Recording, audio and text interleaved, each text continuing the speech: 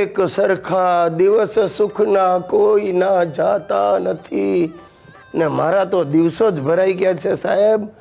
આ મારો સાળો શંભુ ને મારી શાળાવેલી હંસા જળોની જેમ વળગ્યા છે.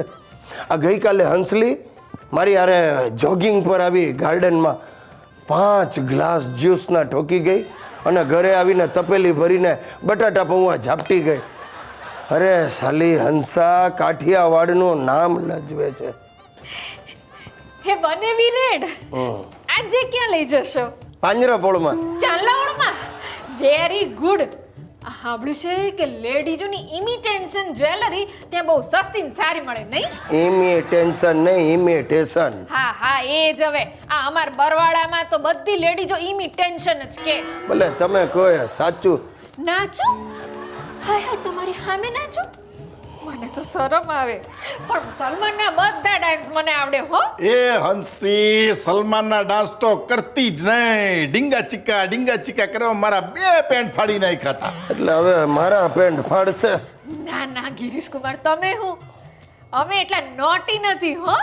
એ હંસા જવા દે બધી વાત. આજના પ્રોગ્રામની વાત કરને. પ્રોગ્રામ ટુડે ને એ ટુડે તો મંત્રી પ્લેસ જોવા જ જઈશું. મંત્રી પ્લેસ? ઓહો, એટલે તમારે ગાંધીનગર જવું જ મંત્રીઓના બંગલા જોવા? બનેવી લાલ એટલે એને મસ્ત થિયેટરમાં પિક્ચર જોવા જાવું છે. પિક્ચર? એટલે મલ્ટીપ્લેક્સમાં જવું? હા હા ઈ એ ત્યાં જઈને મોટા તબડકા ભરીને ધાણી ખાવી છે ને પવાલા ભરીને શરબત પીવા છે. બાપનો માલ શરબત પીવા. આ મલ્ટીપ્લેક્સની ટિકિટ કેટલાની આવે? પોપકોર્ન ને કોલ્ડ ડ્રિંક, આનો ખર્ચો કેટલો થાય ખબર છે? કદાચ 300 રૂપિયા જેવો હા. થાય. એટલે તો તમને કહીએ છીએ. બોલો. બનેવીલાલ મેં હું તું ને કે ગીરે પાકીટ ભૂલી ગયો. અહીંયા એમ તપાસ કરી તારે ખબર પડી કે લોચો મરાઈ ગયો. અરે લોચો તો બુનને પરણ્યો એટલે તારી બેનને પરણ્યો ને ત્યારથી મારો લોચો મરાઈ ગયો. ટૂંકમાં તમે જે કાંઈ કરશો એ બધું મારા હિસાબે ને જોખમે. ના બનેવીલાલ એવું નહીં. જે કાંઈ ખર્ચો થાય એટલે લખી દેવાનો. હા, હિસાબ કોડીનો. બાકી તમે જતી વખતે 2-5 હજાર દેવા તો દઈ દેજો. ગીરે જઈને મોકલાઈ દેશું. હે ને હંસી? હાસ તો આજ સુધી કોના દીદાન તમ રહી ગયા?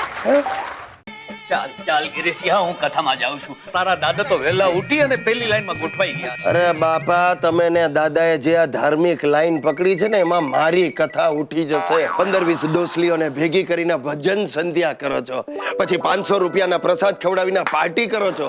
અરે પણ હું ડોશીઓ અરે વાત કરું એમાં તારા પેટમાં હેનું તેલ રેડાઈશ?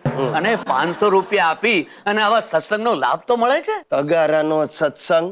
તમારો લે ભાગુ બાવો હિન્દી ફિલ્મના ગીતો ઉપર ભજનો ગાય ને ડોસલીઓ બધી આઈટમ નંબર કરે, અને સત્સંગ કહેવાય કે કુસંગ? અરે ચૂપ રે, અમારા સત્સંગમાં વચ્ચે તારે બોલવાની કોઈ જરૂર નથી.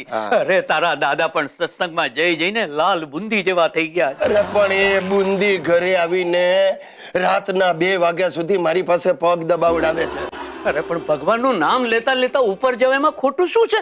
એવું થાય તો બહુ સારું, પણ એવું થતું નથી ને. એટલે તું ઈચ્છે છે કે અમે બંને જણા ઉકલી જઈએ, કેમ? પણ અમે અમારી શતાબ્દી ઉજવ્યા વગર અહીંથી ઉખડવાના નથી.